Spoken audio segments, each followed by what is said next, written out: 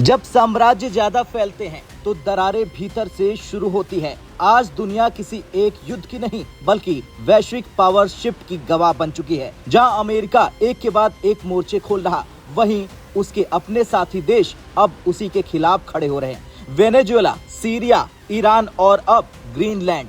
America की आक्रामक नीति ने पूरी वैश्विक राजनीति को हिलाकर रख दिया है।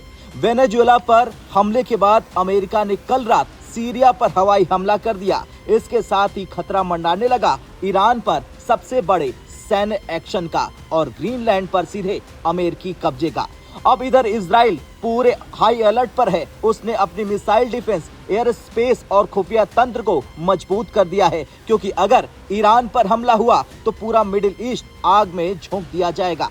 डोनाल्ड ट्रंप का सबसे बड़ा दाव था ग्रीनलैंड। ट्रंप को भरोसा था कि ग्रीनलैंड के लोग अमेरिकी नागरिक बनना चाहेंगे, लेकिन हुआ इसका ठीक उल्टा। ग्रीनलैंड की जनता, राजनीतिक पार्टियां, स्थानीय नेतृत्व सभी ने एक सुर में कहा, ग्रीनलैंड बिकाऊ नहीं है, हम अमेरिकी नहीं बनना चाहते। और ये ट्रंप के लिए सबसे बड़ा झटका है।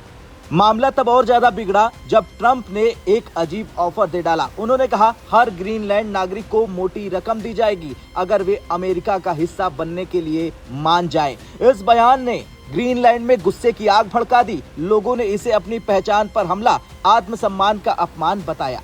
अब ग्रीनलैंड के इनकार के बाद यूरोप खुलकर सामने आ गया। यूरोपीय यूनियन ने साफ कहा कि अंतर्राष्ट्रीय कानून का उल्लंघन किसी भी हाल में स्वीकार नहीं किया जाएगा। फ्रांस, जर्मनी, स्पेन, इटली सभी डेनमार्क और ग्रीनलैंड के साथ खड़े हो गए।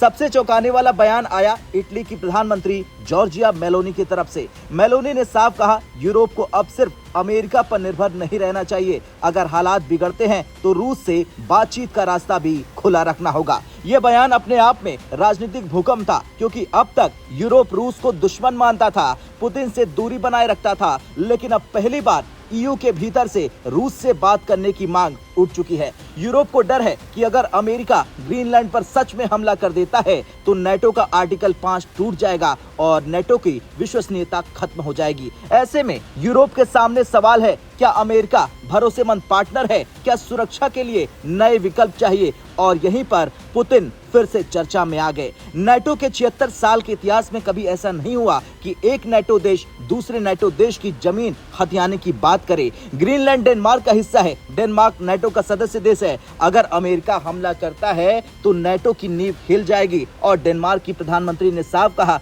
अगर अमेरिकी सैनिक हमारी जमीन पर आए तो हमारी सेना जवाब देगी अपनी गोलियों से। लेकिन उधर ट्रंप ने फिर से सोशल मीडिया पर लिख दिया, अगर हमने ग्रीनलैंड नहीं लिया तो रूस और चीन वहां कब्जा कर लेंगे। यूरोप ने जवाब में कहा, ग्रीनलैंड का फैसला सिर्फ ग्रीनलैंड के लोग करेंगे। यानी ग्रीनलैंड पर अब अमेरिका अलग पड़ गया। यूरोप रूस से बातचीत का विचार कर रहा है। इस बीच दुनिया तब और चौंक गई जब बोइंग E-4B यानी डूम्सडे प्लेन अमेरिका के अंदर देखा गया। ये विमान परमाणु युद्ध के समय अमेरिका का उड़ता हुआ कंट्रोल सेंटर होता है। अगर वॉशिंगटन तबाह हो जाए, पेंटागन काम न करे, तो इसी प्लेन से अमेरिका चलाया जा सकता है। अमेरिका आक्रामक हो चुका है, नेटो भीतर से कमजोर हो चुका है, यूरोप रूस से बातचीत की सोच रहा है, ग्रीनलैंड की डील पूरी तरह फेल हो चुकी है और यही है असली पॉलिटिकल शिफ्ट। अब आपसे सवाल, आपका क्या कुछ कहना है? क्या ईयू सच में पुतिन की तरफ चला जाएगा या अमेरिका संभाल लेगा?